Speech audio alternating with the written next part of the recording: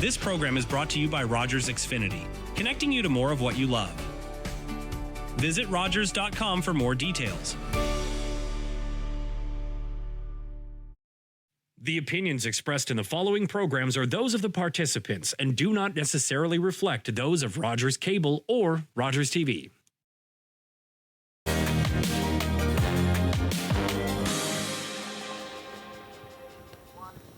We know that Ontario is heading to the polls. The Ontario election is happening February the 27th, encouraging everyone to head to those advance polls. I'm Sam Laprade. We want to get to know the candidates in each of the ridings across this great city and region. And today we're focused on Ottawa South. We did invite all candidates. However, these are the two individuals that took us up on our invitation, John Fraser and Neera Dukaran. Hello. Thank you both for joining us today. We're going to start with opening statements, and John, you'll go first. Yes, I'm John Fraser. I'm running to be re-elected as the Member of Provincial Parliament for Ottawa South. For the past 26 years, I've worked in our community, and for the last 11, I've had the honour of serving as our community's voice at Queen's Park. My priorities have remained unchanged: to have a great community office with great staff who want to help people with whatever concern or question that they have. That's a top priority. I believe that our healthcare system is the most important thing that we do for each other. That our schools should be great for all our kids, not just so that they have a chance to succeed, but also to help our economy so they'll have a job when they graduate. A clean and safe environment and support for the most vulnerable amongst us are my top concerns, and I look forward to the debate. Thank you. Thank you. Neera. Hi, my name is Neera Dukaran, and I'm running as the Green Party candidate for Ottawa South. Why am I running? Because it's time to take a stand. You know the record. Hallway health care, a shortage of doctors, demoralized nurses, 80,000 Ontarians without a home, schools in a state of disrepair, and demoralized teachers as well, and education workers.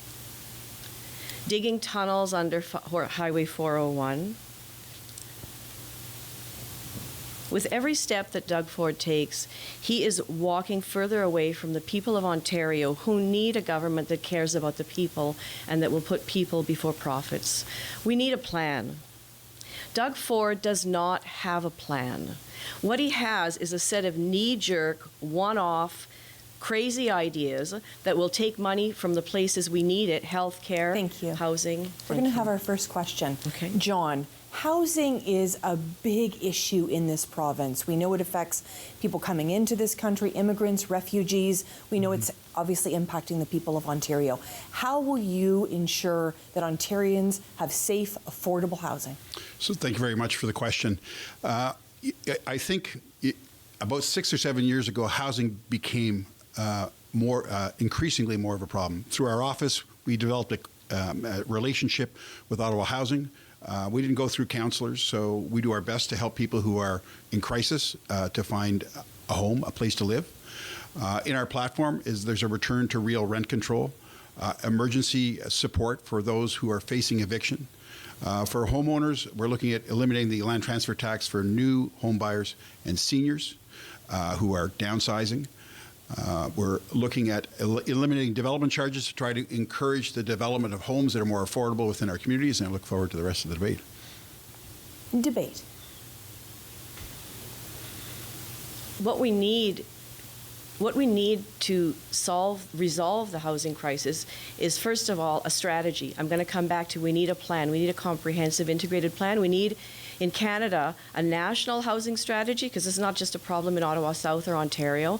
We need the different levels of government, federal, provincial, and municipal, working together. And we need them working with social services agencies, with real estate, with developers, so that we have an integrated plan. There's nothing more basic to human well-being than housing. And if we can't get that right, it doesn't matter what we're doing in all the other areas of our policy. We probably agree on most things with the housing policy and the development of infill and fourplexes and making sure that our communities are sustainable and affordable for people to live in. You know, specifically in Ottawa South, there are a number of sites, 1495 Heron, NDMC lands, and a number of projects that are building seniors, that are available for building seniors, supportive living for seniors, affordable living for seniors. That's, I think, one of the biggest challenges in our communities. A great deal of concern for seniors is their ability to be able to survive and in an affordable place to live. You know, in Quebec, I was looking at this before the legislature was dissolved. There's a law that says if you're over 70, rent evictions can't happen. And so that's something I think that concerns a lot of seniors in our community, and I want to leave you a little bit of time there if you'd like. Sure. I was listening to CBC call in the other day, and there was a senior right here in Ontario who is living in his car. And the story of how he got there is, I won't go into the details, but I agree with you that seniors are in trouble, many of them, because they have very specific needs, as do young people, as do young families, as do students. And our housing strategy is kind of like, you know, the condo thing or the single-family home. And Our next question. Many parents are frustrated by the lack of school resources. I apologize. I've made an error. Your rebuttal, John. Oh, my rebuttal. Well, look, I think that all governments of all levels have to work together to build the kind of supportive housing, affordable housing in our communities, especially for seniors. The provincial government, as outlined in our platform, has to do things like eliminate development charges, eliminate the land transfer tax, make it more easier for people who can get into the housing market to get into the housing market. Thank you. Thank you so much. Many parents near are facing frustration by the lack of school resources, the number of portables, lack of teachers, special educators. Many students and parents would give the Ontario school system a failing grade.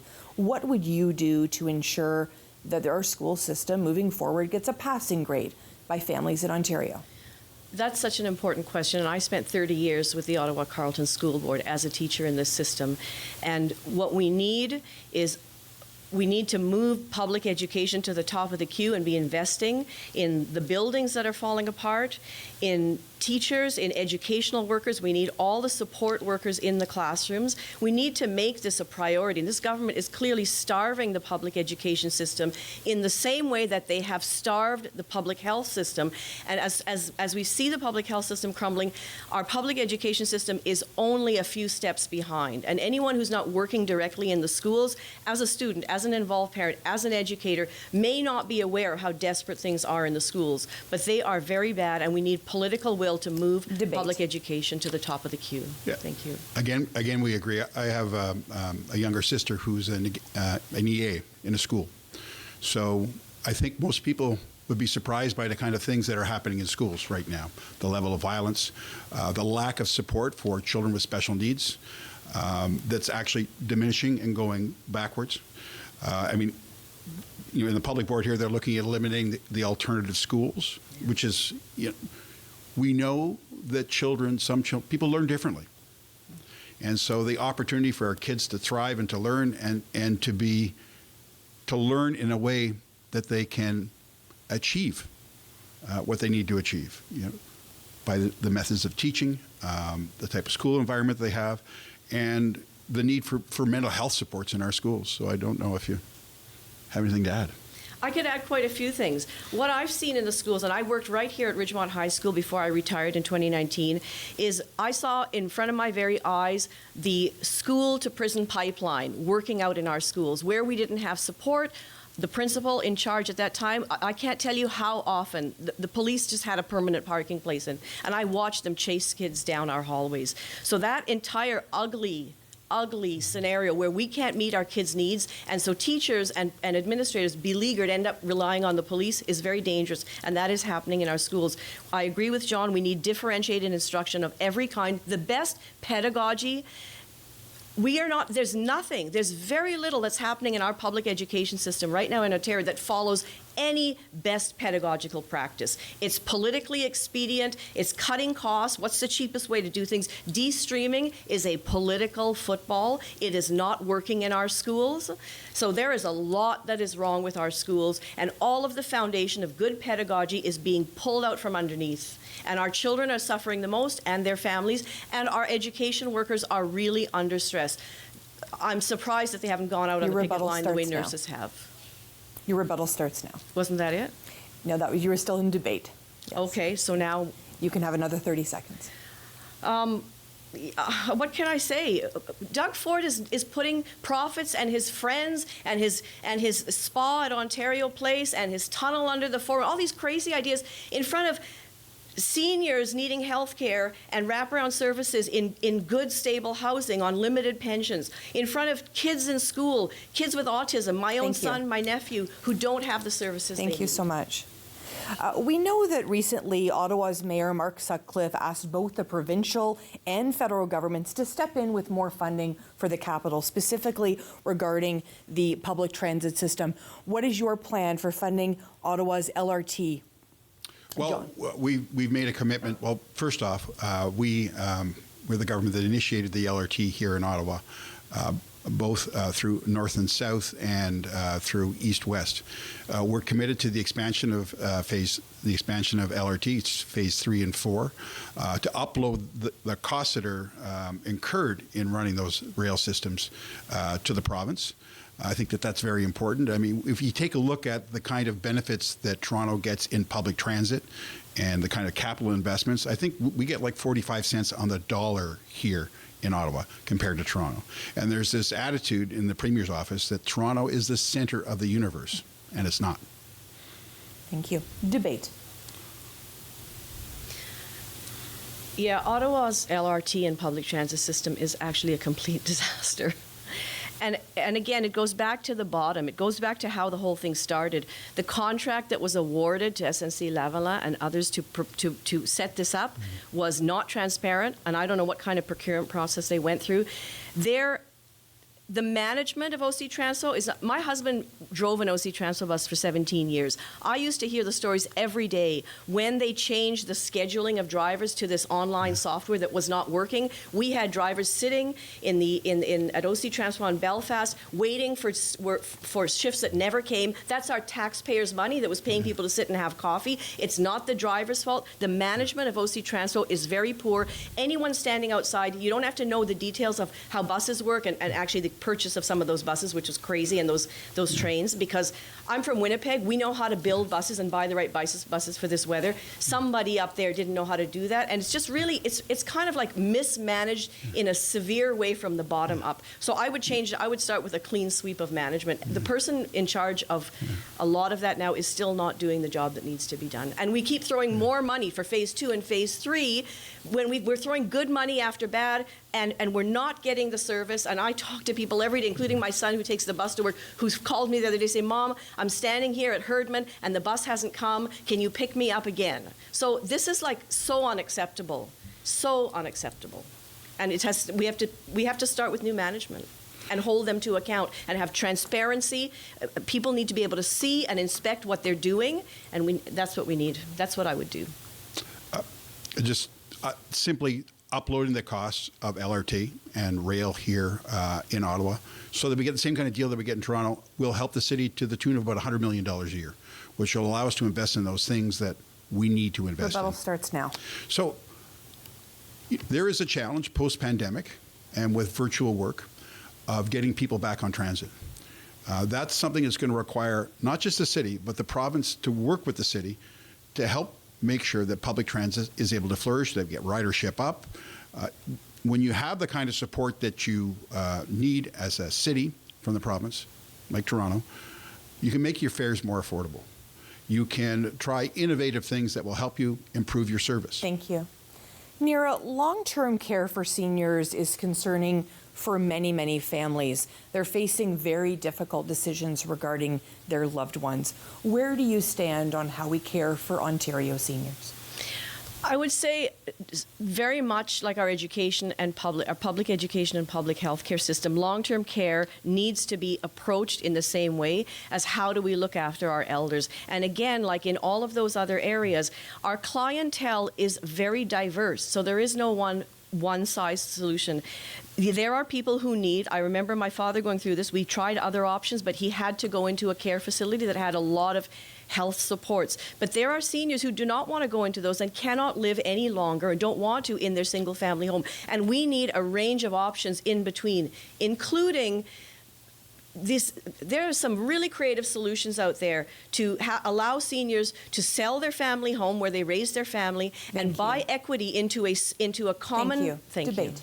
So I've had the experience of having family members in long-term care, having been the parliamentary assistant to health and visited a lot of long-term care homes. And I think that one of the things that's going on right now that's good, that started under our government and this government's continued, which is a good thing, is the palliative approach inside our long-term care homes. It's usually the last stop for many people. Most people don't want to go to a long-term care home. None of us does. But when people get there, they need to get that kind of care that takes their wishes, their consideration, their needs at the end of life as top of the list. They have something that's called the Butterfly Program, which there's a piece of legislation that was trying to enshrine that just before the legislature got dissolved. I fully support that.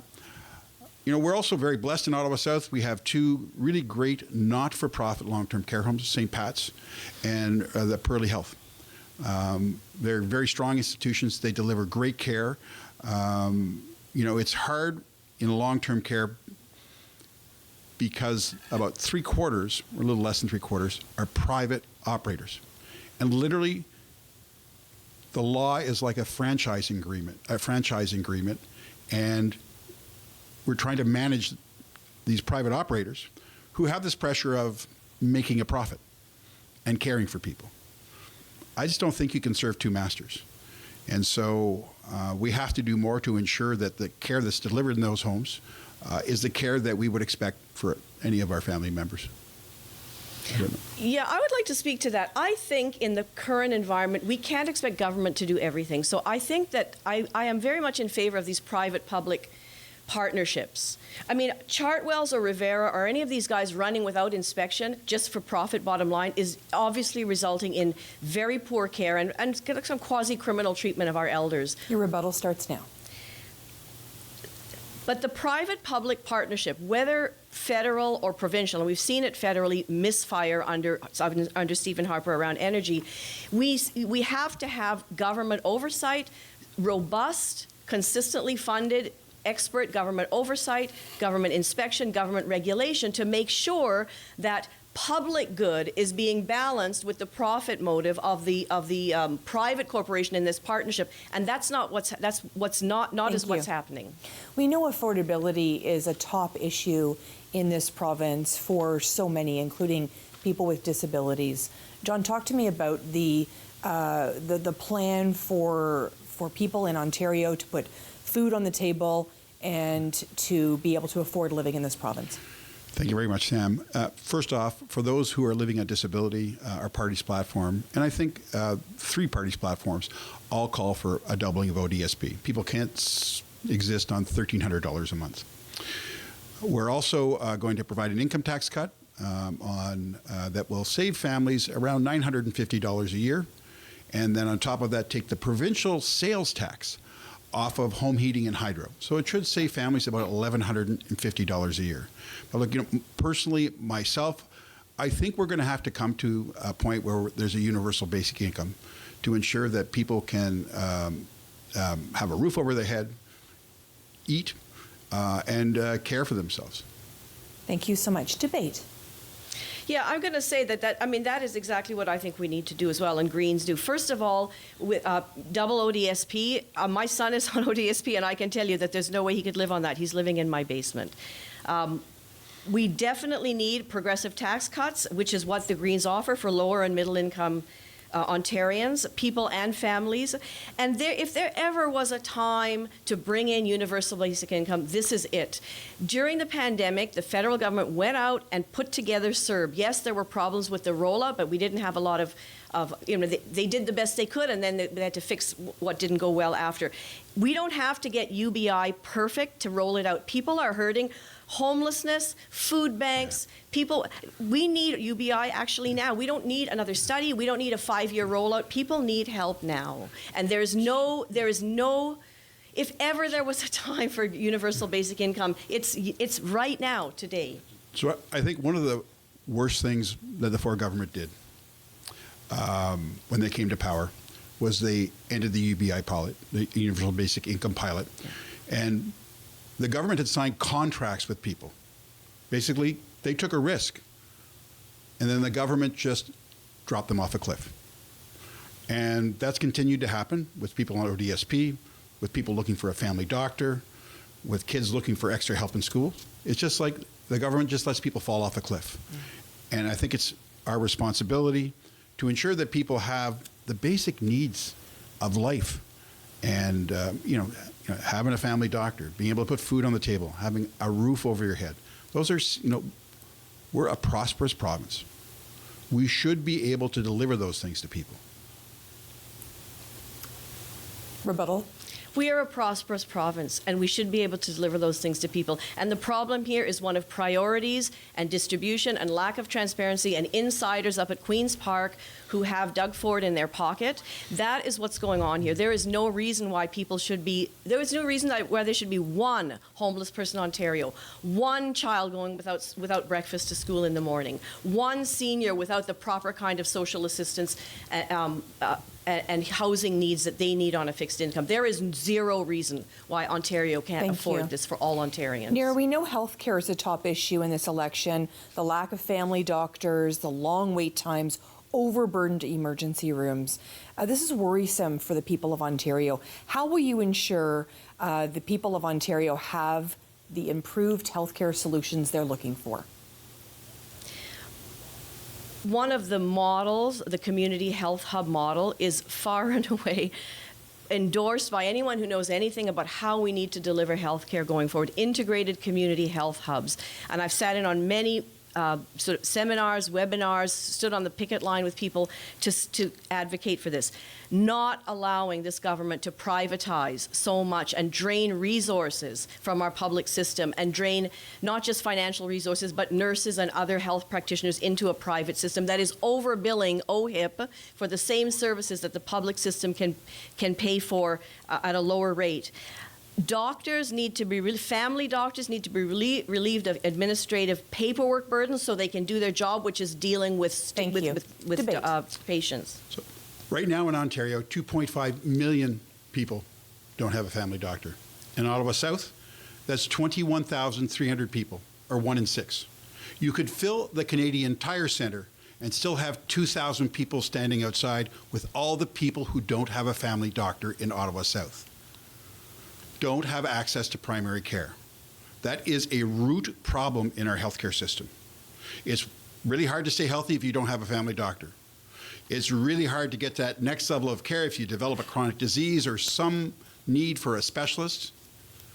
So our party's platform is to connect everybody to a family doctor by 2029. And we're going to do that through team-based care, through nurse practitioners. In Ottawa South right now, people are having to use their credit card instead of their OHIP card to get primary care services because nurse practitioners are forced to hang out their shingle because they're not covered under OHIP. And this government has ignored that for 2 years now.